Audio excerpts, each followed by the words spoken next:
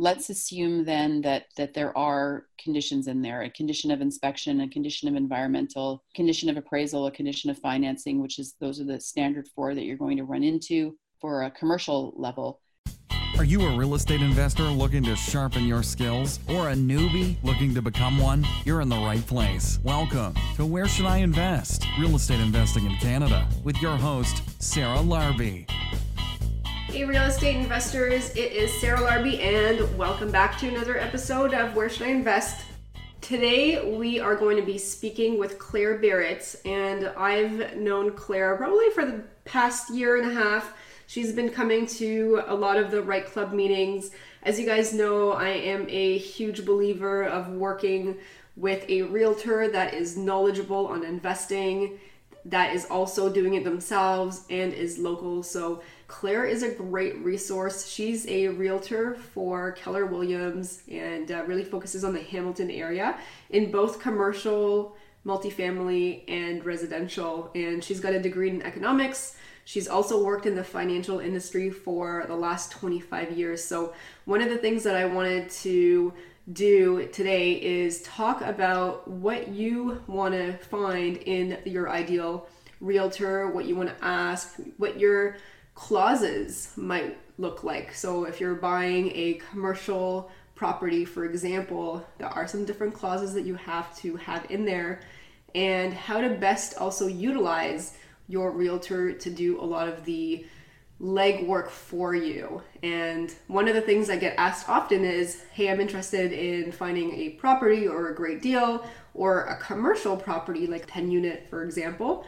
How do I do it? I think part of it is to understand most of the deals do not happen on MLS. And so this is why having a realtor that will be local and really understands investing and the financials behind it is going to be a game changer. You want to make sure your realtor is connected to other realtors in the market, but also sellers, property managers, and they really are going to help you find the best deals. And the best of all is, as you're buying, don't sell, but as you're buying, you don't really have to pay your realtor because they get paid from the seller. And really at the end of the day, they are going to be a key member on your team. And so I wanted to bring Claire on board to talk to you guys just about what to look for and talk about her experience, but also some really important clauses and things to consider as you're making those offers. So without further ado, guys, let's talk to Claire. Welcome to the show, Claire. Thank you so much for having me. So first, let's dig a little bit into how you got started as a realtor. Wow. I really kind of fell into it. I had spent a lot of years in the investment industry. I worked on Bay Street. I worked as a financial planner, and I have an economics degree and always just really loved investing. And, I kind of took a hiatus for a little while when my kids were little. And when I was going back to work, somebody looked at me one day and said, "You'd be a great real estate agent. You know everybody in town." Because at the time I was on school councils and working for school boards and things like that. And I went, okay. And I loved working with my clients as a financial advisor. So I really wanted to bring that back in. And I was raised old school. Like I was raised with GIs. My parents actually bought me Canada Savings Bonds. Oh, wow. So I was raised with Canada Savings Bonds, GICs, stocks, mutual funds, and things like that. And when I came in thinking I was going to do this residential business, I was exposed, and don't get me wrong, I still love doing residential. I just find that I was exposed to this world where real estate investing, it just made sense. It was like the light bulb went off and I was like, why is everybody not doing this? And I just devoured the information because it was absolutely fascinating to me. And I look at it now, honestly, Sarah, and as much as because I came late to the game, as much as I love what I do, my priority actually is to give this to my kids.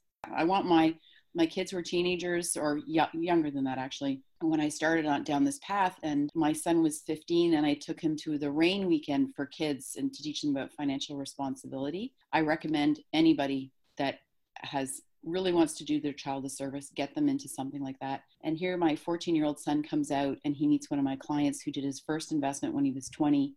And I introduced them because I wanted my son to see that. And my son has this goal. He wants to have 5 investment properties by the time he's 25. Nice. That's awesome. He's 17 now. He works at McDonald's. He saves every penny he makes. And he's constantly like, okay, when can I go? When can I go? When can I go? And he just needs to get a little bit more money in the bank, and then off he goes, and it'll be the first one, and it'll just snowball further. So it's really for my kids. I kind of fell into it, loved it, but my big why is definitely my children. Very cool. Very cool. So I wanted to ask you, because it sounds like your kids are excited about investing, and Yes. There's a lot of people that will ask me, have these kids and they just don't want anything to do with it, or they're not interested. What was it that you were able to do, or how did you approach it for them to be interested and excited about it? I don't know. I mean, you can draw a horse to water. You can't make them drink. I think very often your kids just have to be ready for it, honestly. And if you model that for them, it will always be a part of them. None of us want to grow up to be our parents, and yet we always take those traits with us to a certain extent. So just continue modeling that for your children. Know that if you surround them with that just through being in that environment, it will be an option for them. And show them your passion, include them in it, ask them their opinion. They're young, they're not stupid. I always say that about my kids, they're young, they're not stupid people. They just lack experience. So give them that experience. And even if they don't want to today, because they're 14, 15, they're more worried about makeup or girls or boys or whatever the case may be, if it's part of their environment, it will come. It's funny that you mentioned you were a financial advisor. I was a financial advisor too for about 6 months. And you know what I realized? I really wanted to teach people how to do it themselves rather than spend so much money on these commissions and fees. And it just, it didn't feel right. And you couldn't show them how to buy properties. And because at the end of the day, unfortunately, the majority of me included, and I didn't do it for very long, we get paid on commission. And if you don't sell something that pays commission, it just didn't work for me, because I was like trying to help these people. And I didn't think that what I was offering them was really in their best interest if they wanted to be hands-on. Well, okay, so here's the thing. Having come from the financial industry, it depends on which part of it you're in, really. You work with some places and it's proprietary products. You can only sell their company's products. And I do have a problem with that. I think, though, that one of the reasons why I like working with investors is I actually feel to some extent, referrals when you're dealing with residential, I'm always welcome and I'm always happy and I always give my best, except a really good investor is going to buy from you time and time and time again if you do your job well. So to some extent, I know that I got to bring my A game. They're going to ask me questions and I better darn well know the answer. And I hold myself to a level of integrity that is very critical to me. And it has got to be in their best interest. I tell people right from the get-go, I will look at you and say, you're not buying this. You're not. Right. Absolutely not. I would probably say 70% of my job working with investors and even seasoned investors is educating them and preparing them to make decisions when really good opportunities come along. Because I always say the biggest regret is going to be the regret of not moving fast enough. And that is my job. My job is to get you prepared. So the people who work with me, there's a lot of education up front. And I tell them, if we run across a unicorn, which we do every once in a while, I'm going to ask you to make decisions fast and quick. So you bet I need you to be comfortable with those decisions now. I'll never make you do anything you don't want to do, except it might be the difference between you winning something and not winning something. And I try to get them comfortable with those decisions at the outset. That's really smart. I just met with some investors this week and they were brand new. They wanted to get started. They wanted to get started in Brantford. And I said, you got to go out there and you got to see the mediocre deals, what's on the market, learn the area, because if there is a good deal that comes around, you won't even know that it's a good deal because you haven't seen what else is out there to compare it to. And so that is a huge tip and definitely something that you want to familiarize yourself. And once you pick an area, stick to that area and really become that market expert. So Claire, when somebody is looking to pick the realtor that they want to work with, what are some things that they should really consider? I think for investors in particular, I think you want to be asking them how much production they actually do. I think that that's very key. How many times have they found great opportunities for their clients? There's a lot of realtors out there who do, like the average realtor does less than 4 deals a year in the Hamilton Burlington board. So you need to know that there's somebody who are producing at a really high level, and then ask them about their systems. For all intents and purposes, I always say to my investors, you're building a business and I am your acquisitions person. Okay. That's my job, is to hunt out and locate great opportunities, no different than a talent scout would in sports, or I can't think of another analogy, but I'm acquisitions. So you are hiring me as your power team. This isn't a one-time transaction. This is an ongoing relationship. So how often, what are my references? Ask me for references. Don't look at your testimonials, ask for references. How many deals have you done? I think is very critical. Give me some examples of some deals that went really well and why you consider them to be really good. Give me an example of a deal that didn't go well and why do you think it didn't go well? No different than, honestly, Sarah, than when you're interviewing somebody for a job. Right. You are building a business and you need to interview them like you're interviewing an employee. Absolutely. So you do a lot of commercial as well as residential. Do you do more commercial? I would say I probably do more residential. I do more smaller multifamilies, not for a lack of wanting to do the larger commercial. They're simply extremely hard to find. Yeah. They're far between. And I'll give you an example. I went in Hamilton, they have the Hamilton, it's called the HDAA is the acronym. Don't ask me what it stands for, but it's for the Apartment Owners Association. And somebody brought me in and there was a speaker there who was a realtor from another institution. And he put up 5 apartment buildings as examples on the board, and I had sold 3 of them. Oh, wow. And I was with another realtor at the time, and I said, I sold 3 of those. And he's like, yeah, why didn't you sell all 5? But at least in my market, it is a very tight inventory, especially for purpose-built buildings. They don't tend to be on MLS. They're not very often do they actually trade hands. Very often they trade privately. So my systems and models for finding that inventory is very different than it would be for residential. And for whatever reason, right now, the smaller multi-units are more, there's just more of them moving and there's not a lot on the market. So, but yes, I do commercial multifamily, not commercial like industrial space though. Right. So that is something that I just want to ask you a few more questions about, if you don't mind, is just because, and I am a big believer of this too, by the time a good multifamily hits MLS or a multifamily property in general, it's gotten so many eyeballs on it already and probably didn't get purchased and scooped up behind the scenes. And I even had an email from a listener this week asking, hey, what deals are there available? I'm like, to be honest, like you really have to be in already to be able to get those offers, because every time you look on MLS, the numbers just don't make as much sense. And how does somebody that's starting, that's not already in connected, how do they go about getting those before they hit MLS? It's simply a matter of networking, no different than when you're looking for JV money or you're wholesaling.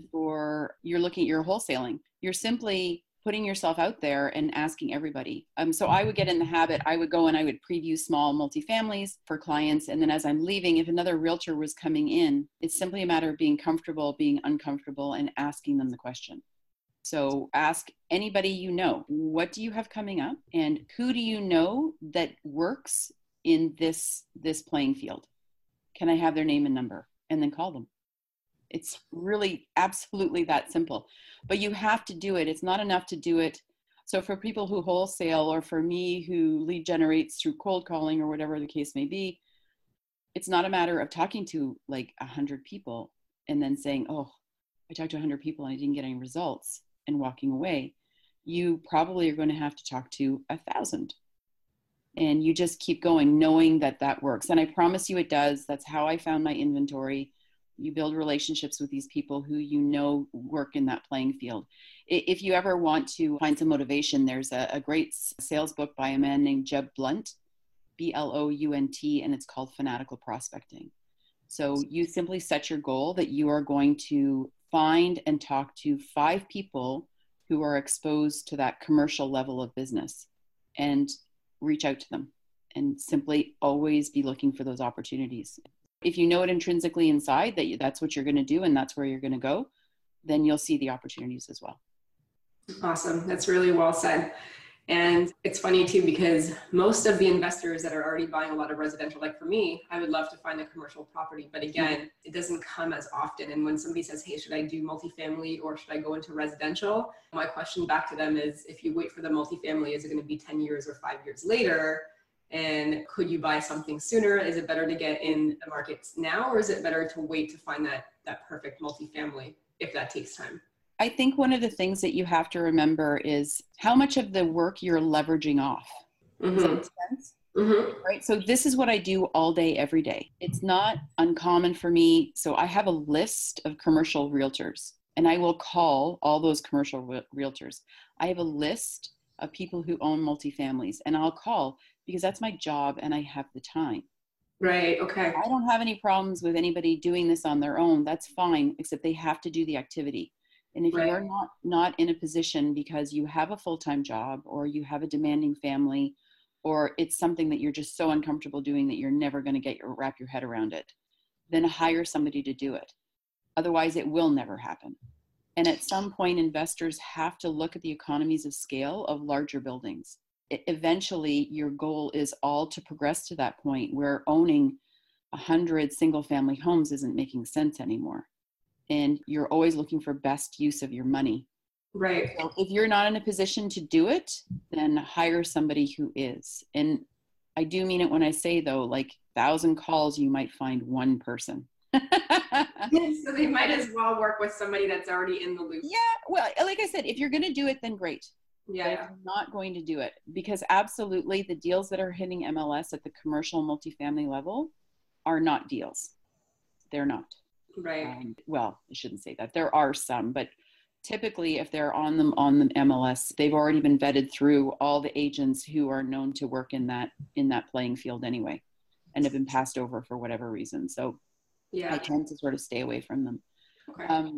But also negotiations, like they negotiate very differently, not just because the contracts are more complicated, but it's because the agents all know each other.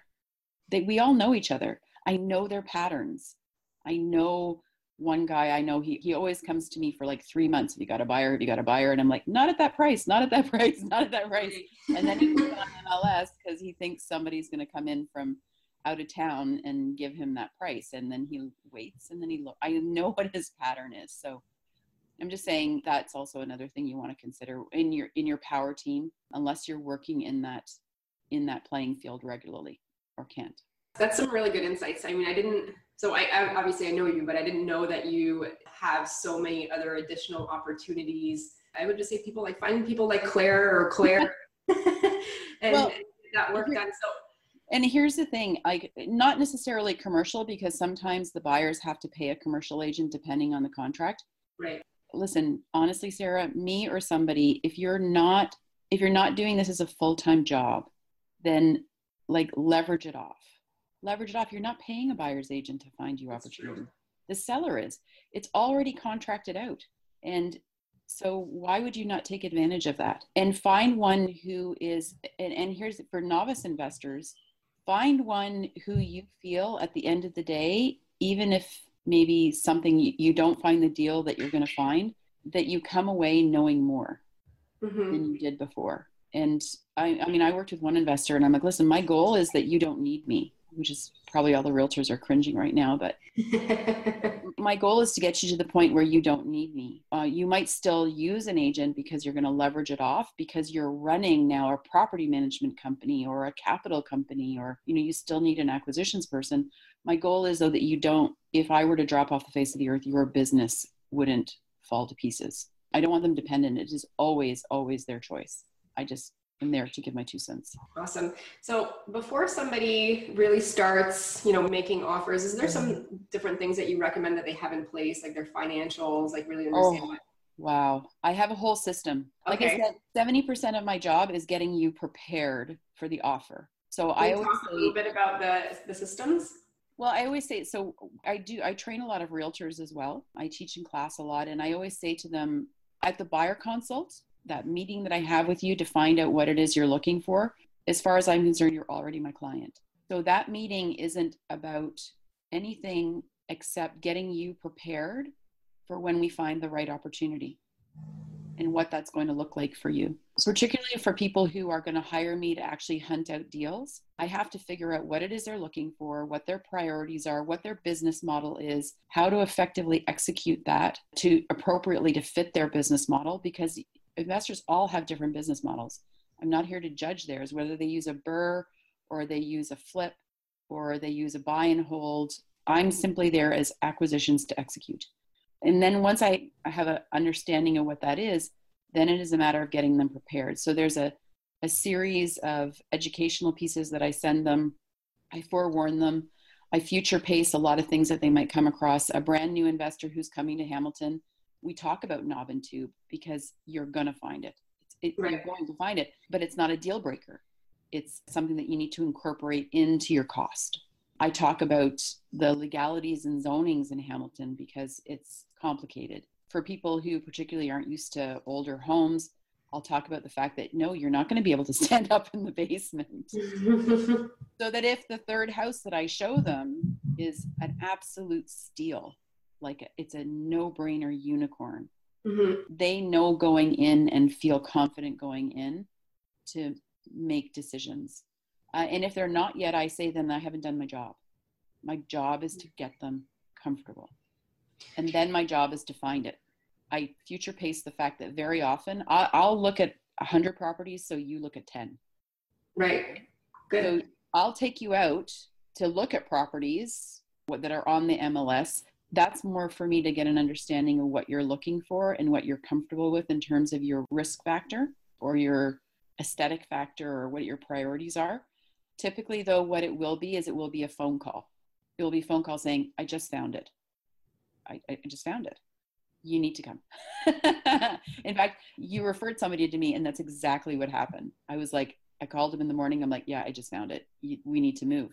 And that's how he got into a really great property for an amazing price. I'm still shocked. So yeah, it's very much education. There's a whole system set up to get you ready. Commercial as well. People think you're right to some extent. People think they're going to swoop in and they're going to find a commercial property. It doesn't move that way. No, it doesn't. And the sellers are just very different to deal with. I want them to be prepared for that because it's a whole different set of parameters when you're dealing with people at that level. So. Where Should I Invest? With your host, Sarah Larby. We'll be right back.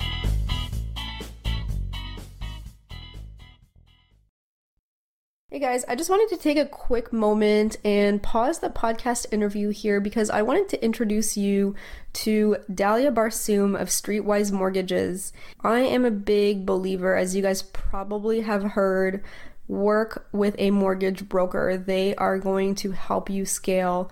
And when I was first growing in real estate investing and looking to buying my second property and my third property, I was going directly to the bank then. I hadn't met Dalia yet. And I actually was hitting a roadblock when it came to financing because the bank started asking me for 25% as the down payment. And then for my third property, they wanted 35%. And it was really, really hard for me to A, understand why it was creeping up like that. And B, I didn't have 35% to put down. I had 20%. And luckily, I actually met Dalia at that point in time. And Dalia is actually an investor herself, and she works with many, many investors. And she knows all the pitfalls and the barriers that normally come up with dealing directly with a bank and all the different lenders.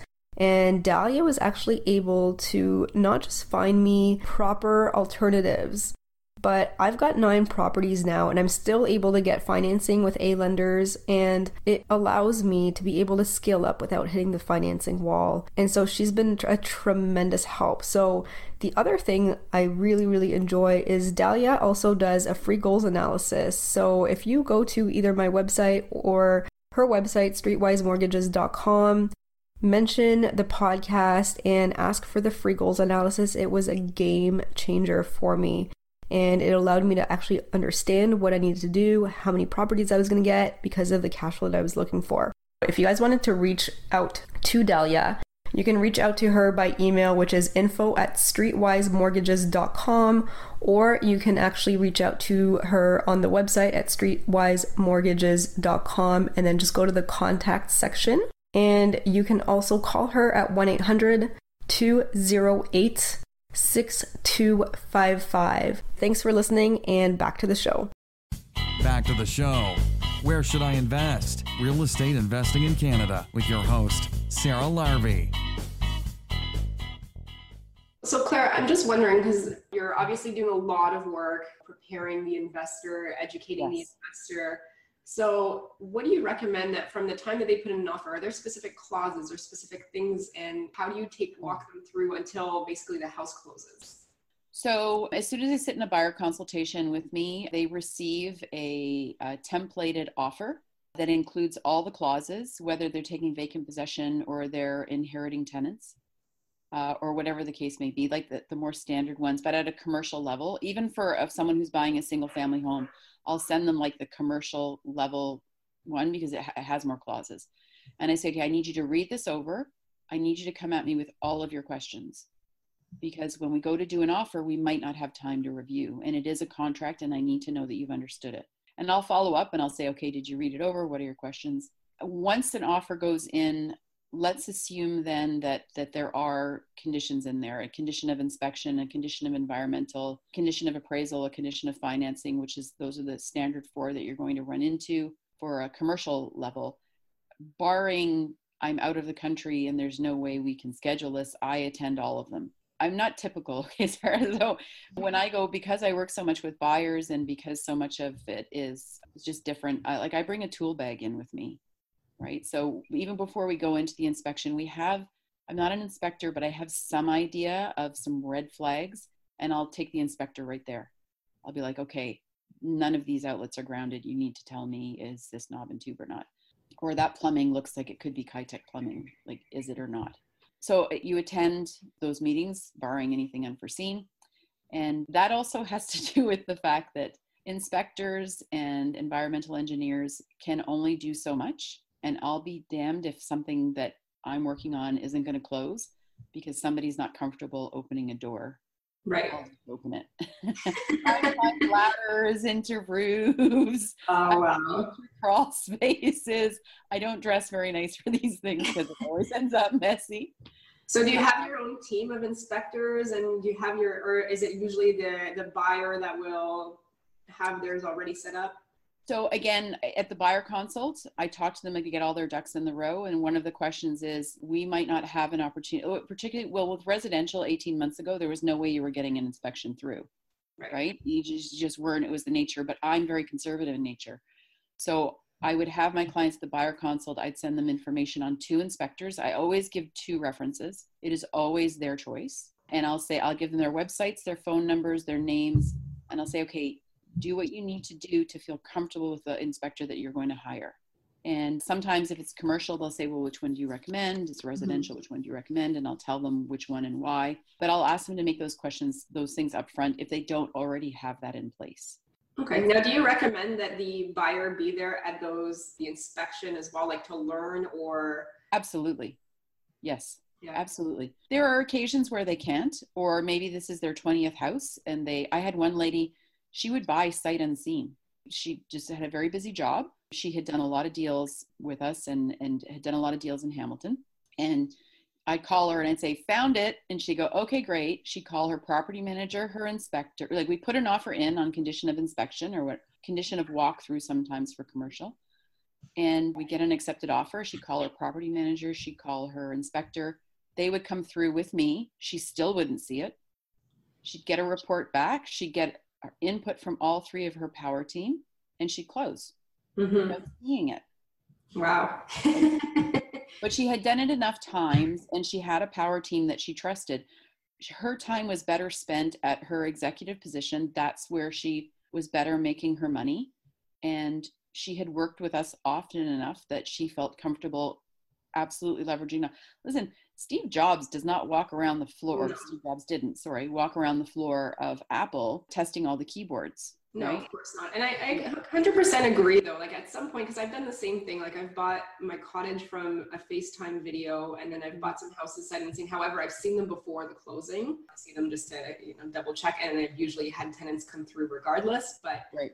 I think, and it's for single family properties, these ones, but I think when you have a good team in place, you don't always have to see everything once you've done a couple. Like, I don't know if I would recommend it on the first No. property, because I think it's an education piece that you can also learn a lot from just being there and going through the whole process. But at some point you may not have time to Yep. go and see it. Like I've had to purchase a house within 4 hours of it hitting the market a couple of years ago. Exactly. It was 151,000.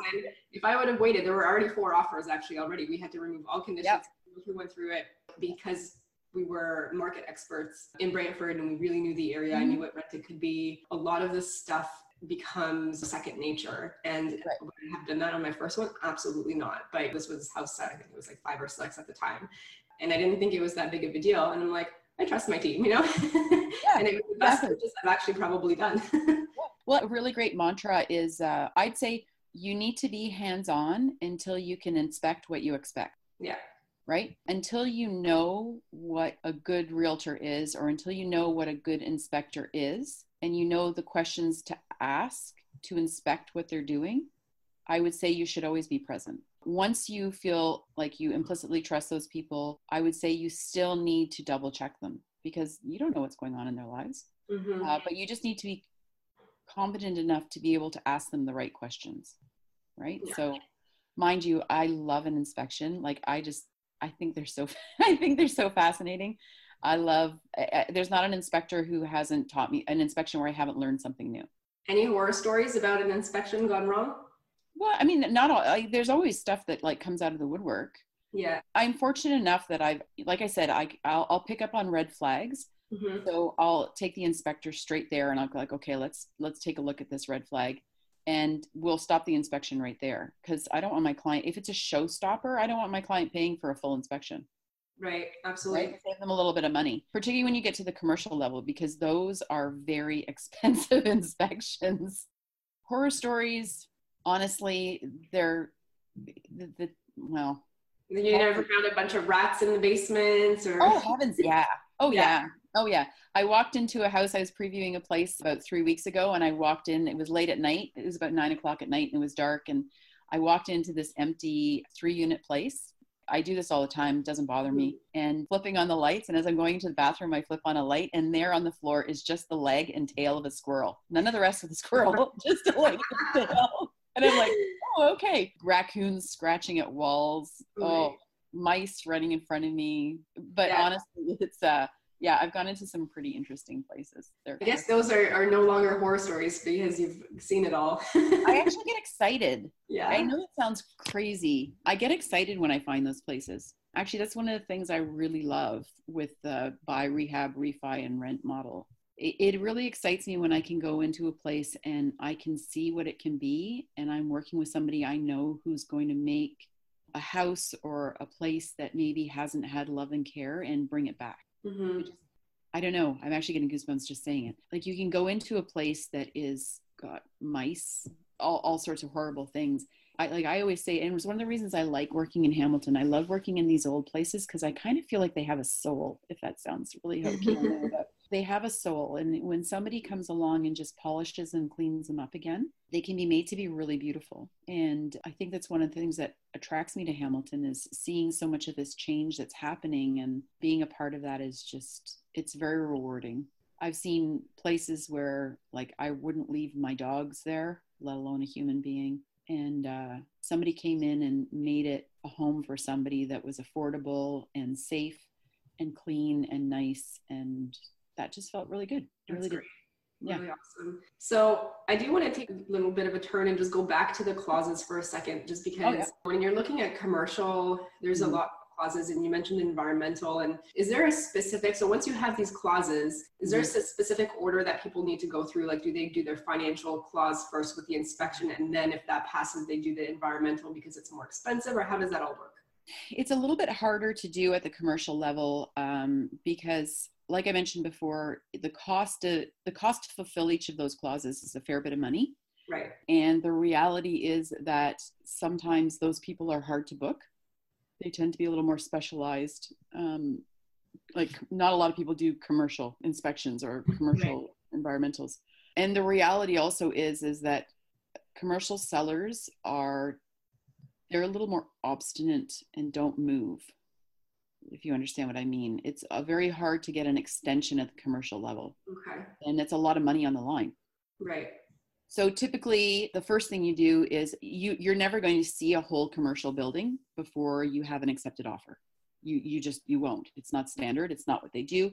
So your first clause is going to be on condition of walkthrough of all units. You're going to have that probably in the first 5 business days. So there's no money up front there. You're going to just go through with your realtor. Usually this listing realtor goes through as well because the tenants and everything else, or a property manager goes through with you. And you're going to look at all the units. So come prepared for a long day, comfortable, and a lot of note paper because you're going to take notes on every unit. You're going to be strategizing what you're going to do right then and there. You're going to be writing down your red flags because the next stage is the inspector. And the inspector, it's very thorough. I think the longest inspection I did once was 8 hours. Okay. How many buildings or how many units was that? That was 26 units, 2 side-by-side buildings. It was an older building. Yeah, it was a lot of work. It was 8 hours. And your inspector is going to should be going through most of the units, should be spending a large amount of time in the basement though, particularly for those buildings. Now all of a sudden you've got flat roofs and it's just a little more complicated. And if possible, if they don't have a fire certificate, you're going to maybe want to bring in somebody who knows at least what to look for. Okay. But that should be one of your clauses anyway, to find out if it's retrofitted. Now the environmental is probably the tough one timing wise, because you have got to book an environmental in Hamilton at least about 30 days in advance. Oh, wow. And it probably takes them a good 3 to 4 weeks to finish the environmental. And then your financing needs at minimum of 3 weeks once they receive the environmental to even give you your financing approval. So you're already about 70 days in. Wow. So how long should somebody then ask for closing based on? Well, that's just it. Right. Well, here's the thing, so Sarah, you can ask for that. That doesn't mean they're going to give it to you. Right. So you've got to make it palatable for the seller as well. And depending on what the situation is, you might be competing with other people. So I usually say to people, the reality is you're going to have to book your environmental as soon as you have an accepted offer. So you've already got skin in the game for at least the deposit of that environmental. Otherwise, you're going to ask for such a long closing that the seller is never going to agree. And chances are you're not going to be able to extend that date at that point anyway. Because right. a lot of commercial sellers, they're like, well, not my problem. You can't make your deadline. See you later. They're all business, right? There's no feels. So that's a phase 1. So just for people to get an idea, like how much is a phase 1 environmental? A phase 1 environmental, it depends on the complexity, but it usually is going to run about probably around $3,000 to $5,000. Okay. A lot of the work is done behind the scenes. What they do is they research the area. So they go back through the history of the area. And it can be something as simple as there was a dry cleaner there 15, 20 years ago. And now all of a sudden it's a big red flag. So they do a lot of research that way. When you're at the commercial level though, you have to have an environmental for your financing. Mm-hmm. Okay. However, I have done deals where there was an environmental done within the last 12 months. So we'll go to the financing company and we'll say, can we use the environmental? And we'll have to give them the name of the company, the date that it was done and everything else. And if they agree to that, we can purchase the environmental assessment off the current owner. So you're looking for outside the box solutions if possible. Mm-hmm. It's the timing of it. It takes a long time in Hamilton to get them. So. Yeah, and then you don't want it to go to phase 2 because isn't that like 25 grand or something crazy to get to phase 2? So if there is a laundromat or something that happened 10, 15 years ago, gas station or something, is that an automatic phase 2 and then your client is probably going to be 4,000? Yes. Yeah, absolutely. So a phase 2, typically what it is they take core samples out of the ground and then they test the core samples for chemicals. That's where, when you talk phase 2, that's the first thing that comes to people's mind. So like, here's the thing. When you're making that purchase, granted, you can't go back 15 or 20 years. You can look to see if there's a dry cleaner at the corner today. And know that might be an issue. I had one where I'm seeing pipes coming out of the ground that are just capped off and I can't make sense of the pipes. So we're having a conversation with the owner and the inspector going, what were those pipes for ahead of time? Before the environmental even comes in, because then maybe we can cut our losses a little bit if necessary. But those shouldn't be deal breakers. They should just be priced in. Okay. That really comes down to if you have a very savvy investor who has done environmental things before. Hamilton has a really great brown land program where they help people recapture land that may have been contaminated, and it's quite a lucrative grant. So you're working at that level. Is that a possibility? Can that absorb some of it? What are the risks? What are the costs, etc.? Wow. I could literally sit here and ask you questions for 2 hours. There's so much. I can answer them for 2 hours. Go right ahead. Careful what let's you talk wish after. for. I love talking about this stuff. So yeah, it's really insightful. And what I like that you also do is you are in the loop with all the financials. You know how to calculate this stuff. Like before you even present it to somebody, you're going to have run the numbers, you're going to have run so I was looking at an 11 unit in Thunder Bay. It is really cheap. It's still on MLS right now for like $350 for 11 units. And this guy has like no vacancy allowance. He's got like $2,000, which is like, I don't know, like 2% or whatever. They're never going to, though. Honestly, Sarah, they're never going to. Right. So you have to remember that those numbers you're getting given, they're a marketing piece. Yeah. They're not a financial piece, right? So very often they don't have any vacancies at all. They don't have any property management at all. They don't have any maintenance at all. They don't have any staying power fund, right? It's a marketing piece. Mm-hmm. So I'd probably say for those of you who are buying places that have tenants in place or that are rental properties, really make sure that you do your due diligence. And if it is complex due diligence, then put the clause in there. I just sold a place in St. Catharines. It was a home with an in-law suite, and they were absorbing the tenant, and bless them, they sent in an offer that had no reference to this tenant at all that was in the basement. Oh. None.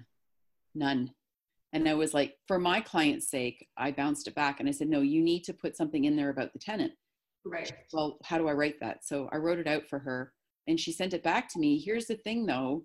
She didn't write anything about due diligence whatsoever. And then she came back to me after we had a firm offer and she said, can I get the numbers for the utilities and everything else? Mm-hmm. And I mean, we gave her rough numbers, but I had no obligation to do it. Right. No obligation to do it. So for those of you that are doing investment properties where you're inheriting tenants and everything else, really learn how to write a good It drives me crazy. If anything drives me crazy, it's poorly written contracts on rental properties. The ambiguities just lead to problems. I will be the first to tell you, though, that if you're across the negotiation table from me and you don't know how to write a good contract, I'm not going to do your job for you. So long as I will protect my client from a poorly written contract, I'm not going to do your job for you. So make sure you do know how to write a good contract. I've actually had vacant possession on a triplex because the person who I wrote the contract to, the listing agent, didn't read the clause properly. Wow. And then she came back to me and she's like, well, what about this? And I said, yeah, but we have a firm contract. You didn't advise your clients properly. Yeah, that's a good point. And the other thing to keep in mind too is it's important that whoever your realtor is, they also know the landlord tenant board. Being in Ontario, it's so pro tenant. Yep. There are things that you can do. There are things that you can't do. They do need the proper paperwork and everything like that. Yep. And it's really, really hard to get a tenant. Like a lot of people might think, hey, I'm going to buy a multifamily. The rents are so low. I'm just going to ask for it vacant and I'm going to fix it up and re-rent it. Yeah, good luck, and, and you know what surprises me is how many realtors actually don't know it. I mean, theoretically, 3 units and up, you can't ask for vacant possession. Right. You can't. So how are you going to achieve that? And what are you going to do with that? I just think you really, and here's the thing, I do list multifamilies. I'll give you guys another trick. When you are listing multifamilies, please, please, please understand that your tenants can make or break your deal. You are not just selling the building, you are selling the tenants.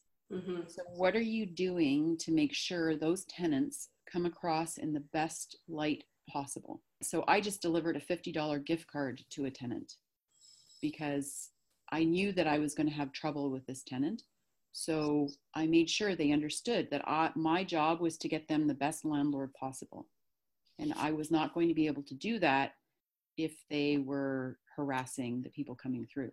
Right. And I mean, they're not that bad. I don't mean to make it sound like that, but tenants are on the defensive, and as they should be. They're on the defensive when their landlords are changing over. So talk to your tenants, make them feel comfortable with the process, make them feel safe with the process. Again, I would hire a really good realtor to do that for you if you don't have a property manager in place, because landlord tenant is already kind of a them us sort of relationship. And a realtor is just a really good arbitrator in between. And then that's good for you. It's good for the tenant. It's good for the buyer. Everybody comes out feeling better because they haven't got their hackles up. They're not feeling defensive. So yeah, amazing. Well, some really good tips, some really good insights. I'm sure you've got lots more as well. And Claire also is at the right club as well. So you guys are out. Great club, by the way. Just great. It's my favorite. Oh, thank you. And sometimes you're on the panel and you speak as well. So sometimes I'm honored with that. Yes, it's always a privilege. And just a great room of people. And again, no different. Like, ask everybody you meet at these, who do you know that does commercial? If that's where you want to go, who do you know that does large multifamily? What do you have? You just always have to stay in state of curiosity, and you will see the opportunities. Amazing. All right, cool. Well, on that note, let's go on to our lightning round questions. So it's a series of 5 questions. Everybody actually gets the exact same questions. Okay. And provide the first answer that comes to mind. You ready? Mm-hmm. All right. So number 1, what is your favorite real estate investing book ever? Millionaire Real Estate Investor by Gary Keller. I'm a Keller Williams agent. So. Number 2, your favorite podcast? Yours. Okay. All right. Other than mine, do you listen to podcasts or audiobooks? Yeah, to tell you the truth. So I listen more to, I devour Audible books. I put them on like 1.25, 1.5 speed in my car all the time, because I put a lot of kilometers in my car. I put about almost 50,000 kilometers a year on my car going from place to place. So I listen to a lot of Audible books. I'd probably say that's more my go-to. Okay, very cool. So number 3, what do you do for fun aside from real estate? I just took up curling. I just took up curling and I'm really enjoying that. I love to travel. If any of you go on my Facebook page, last year I went to Vietnam and Cambodia. 3 years ago, I went to Kenya and Tanzania, and I'm in the middle of booking a trip to India. And I take my camera with me and I look at the world through a lens, and I love it. It fills my soul. And I like to go to places that I know nothing about and are going to make me feel completely uncomfortable. So it's a lot like my job. Yeah, being too comfortable sometimes that you don't grow. Yeah. I like being uncomfortable. It's where all the excitement happens. All right, awesome. Number 4, if you lost all your money and your assets tomorrow, how would you start again? Wow. Okay, so if I lost all my assets, how would I start again? I would rent an apartment that had maybe 3 rooms. It's just me, I'm going to assume, not me and my kids. And then I would rent those rooms out to other people for a minor profit, so that I was living for free. And then all the money that I accumulated, I would buy a rental property, like right away. I would, as soon as I could get in one, I would get in one. And then I would just build on that continuously. And I'm a really hard worker though. Like, I work a lot of hours because I love what I do. So I would just do what I did now. I would just work hard until I got where I wanted to get. But that's where I would put my money, for sure.